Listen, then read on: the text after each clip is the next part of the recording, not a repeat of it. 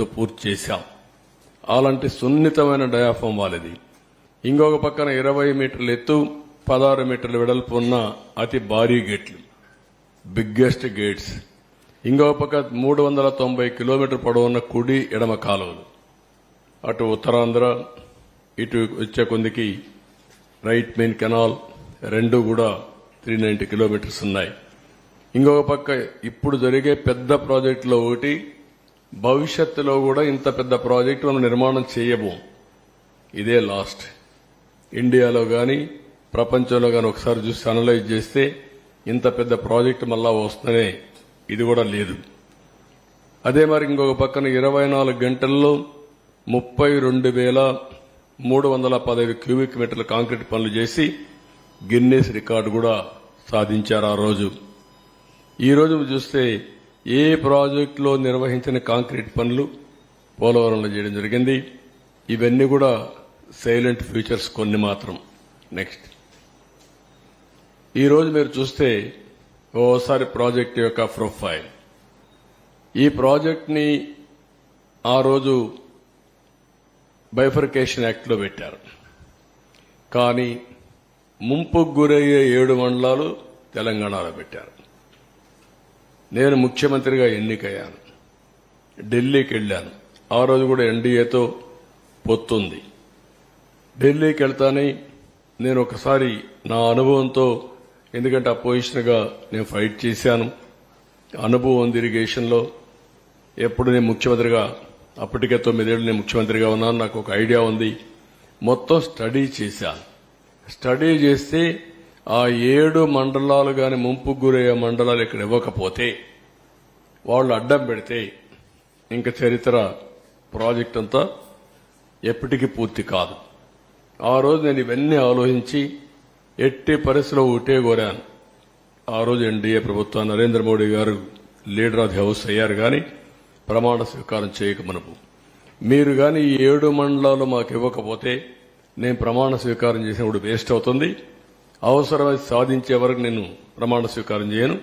ఒకవేళ constitution dead lock వచ్చినా పర్వాలేదు, ఇది చాలా క్లియర్ గా నేను మీకు చెప్పాలి కాబట్టి చెప్తున్నానని చెప్పి చాలా స్పష్టంగా చెప్పాను.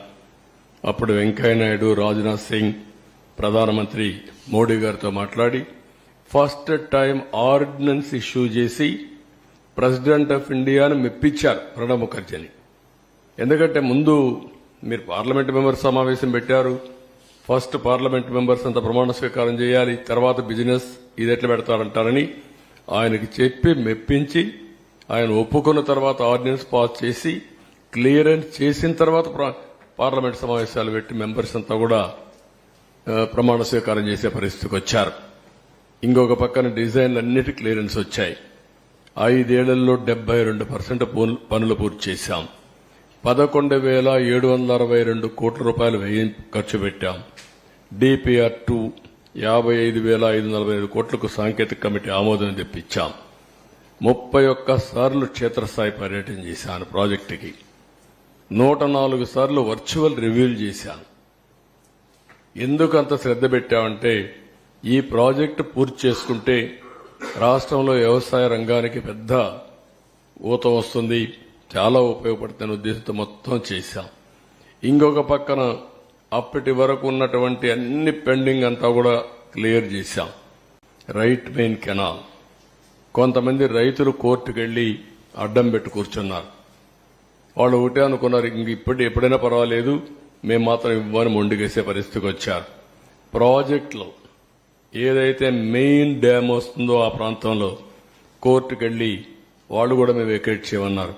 మామూలుగా ఎవరికైనా సరే ప్రాజెక్టులో పునరావాసం ఇచ్చి R&R డబ్బులు ఇచ్చి ప్యాకేజ్ ఇచ్చి వాళ్ళకి ఇండ్లు కట్టిన తర్వాతనే అది మనం అక్వైర్ చేసే అవకాశం ఉంటుంది.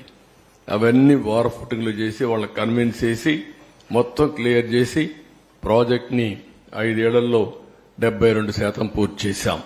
నెక్స్ట్, ఇక్కడ మీరు చూస్తే సివిల్ వర్క్స్ 71.93.